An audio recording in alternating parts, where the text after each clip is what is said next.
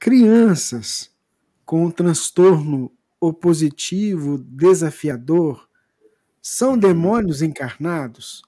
Cruz credo, meu filho está me arrastando para o suicídio, não aguento mais. O que a gente pode dizer para essa internauta que nos escreveu? O transtorno opositor desafiador, o chamado TOD, ele é um transtorno até diagnosticado recentemente, em que se identifica essa tendência da criança de se opor a tudo aquilo que os pais ditam. Então, se o pai manda para a escola, eu não vou, se é para sair, eu quero ficar, se é para ficar, eu quero sair. Sempre num processo de oposição.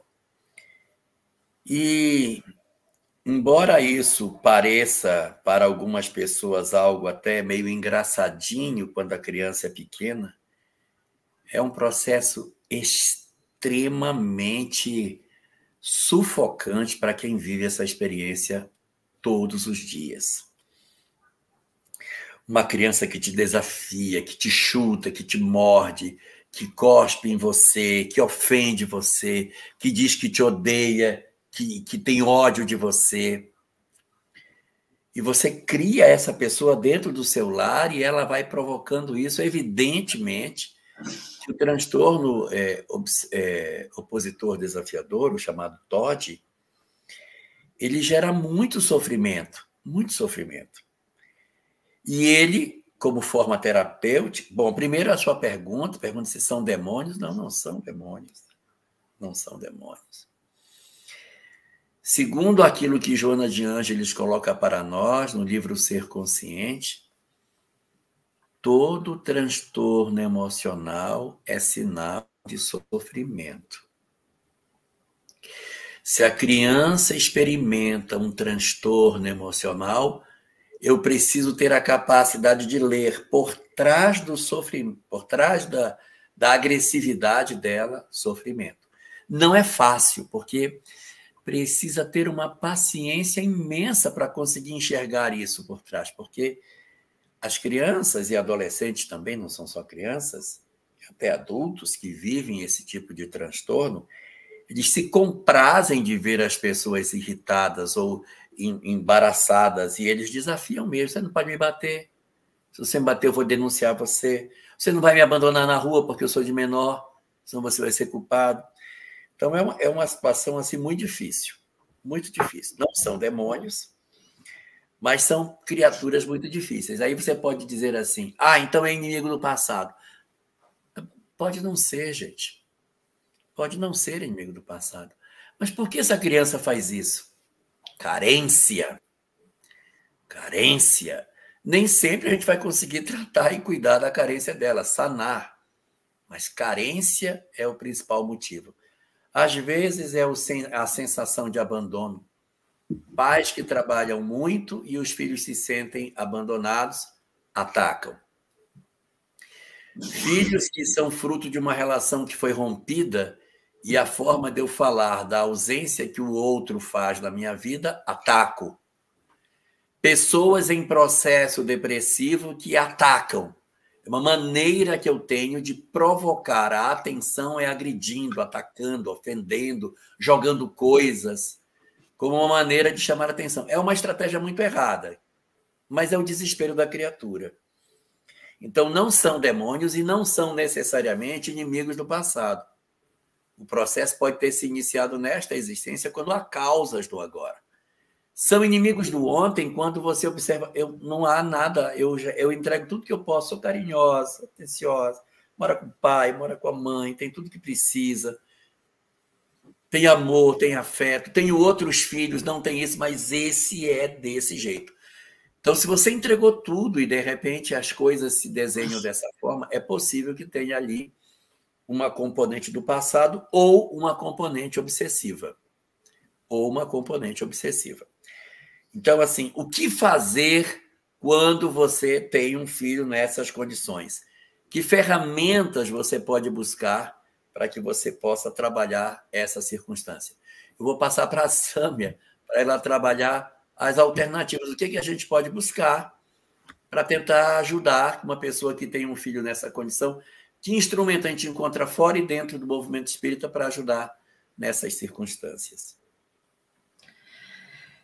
Deus conhece os nossos limites. Quando nós recebemos um desafio na vida, Deus não espera que nós sejamos perfeitos. Deus espera que sejamos a mãe que nós podemos ser nessa situação. Com certeza, Ele não espera que a gente fuja da vida por causa disso. O Elahá fez esse pedido. Evidentemente, quando nós recebemos um filho, que é um desafio para nós, a primeira coisa que nós temos que ver, principalmente se temos um conhecimento cristão ou espírita cristão, é vê-lo como um filho de Deus, alguém, como disse o poema, que também tem um amor dentro de si, mas que por alguma circunstância do passado, que nós não sabemos, né? Nós não temos como adivinhar, que não vai ajudar muito, alguma circunstância do passado, ele cristalizou nessa dor, ele se cristalizou nessa maneira de expressar a dor que ele tem. Não sei se a dor por ter sido vítima e trazer algum trauma, ou na dor de culpa por ele ter feito algo, né? Mas ele se cristalizou nisso. Então, o primeiro ponto, nós como mães, é a busca de ver esse filho, essa criança, como um espírito imortal, que tem sim um potencial e que sim é um anjo em potencial, mas que agora está doente da alma.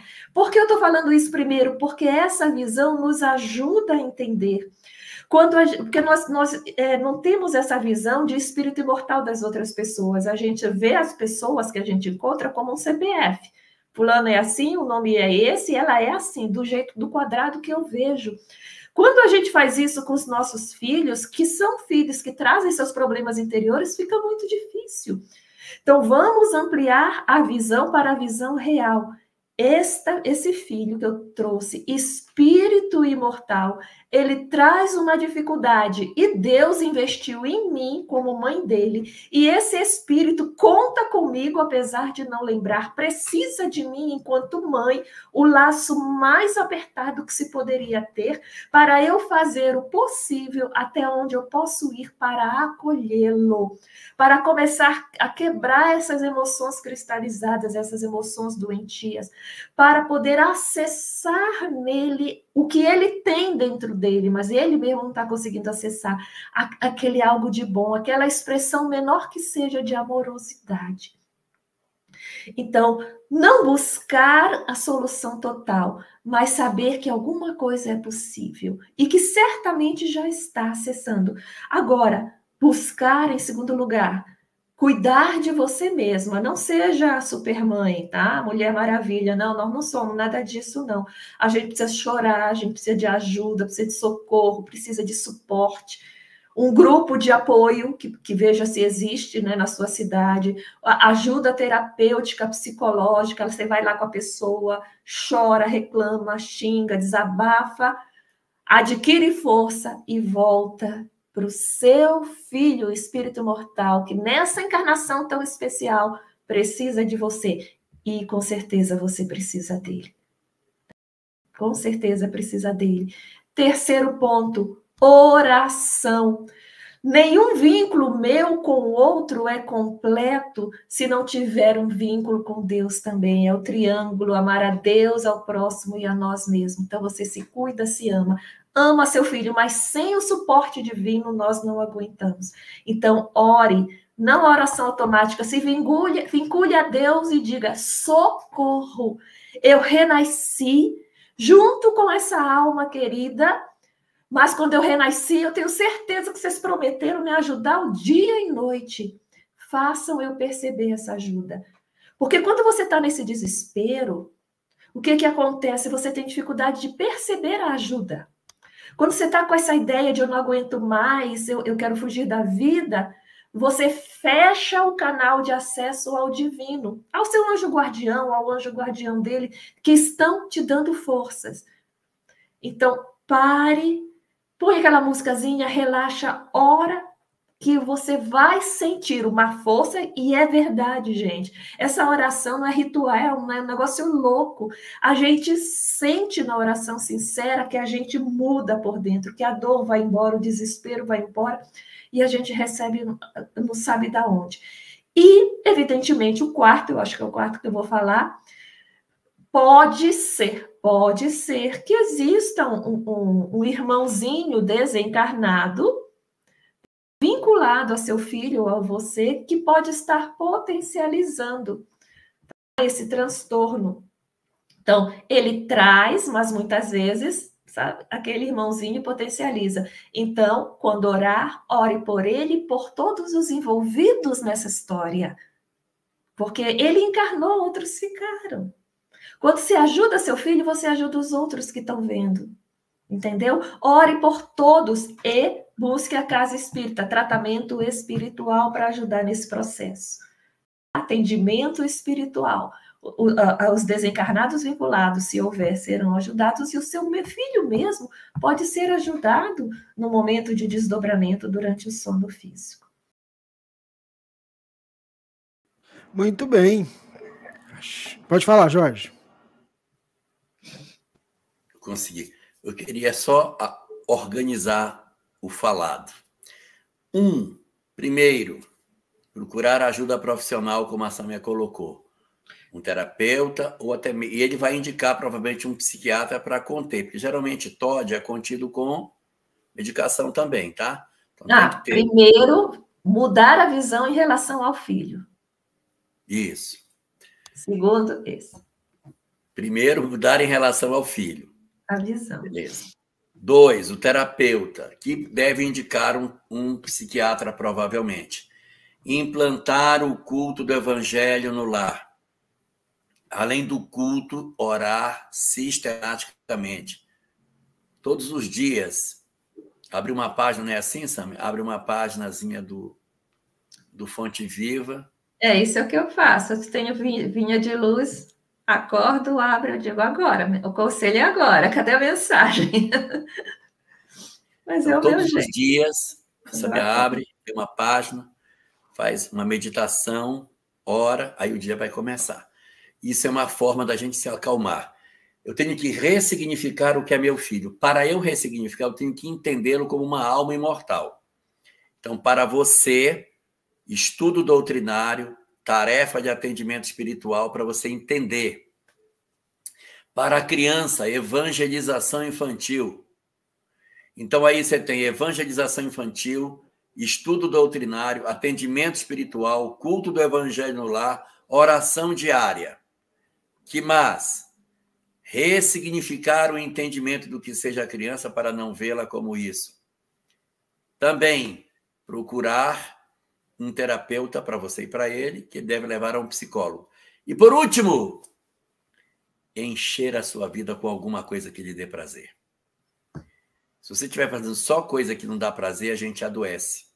Ninguém aguenta ficar a vida inteira só martelando com um prego. Pá!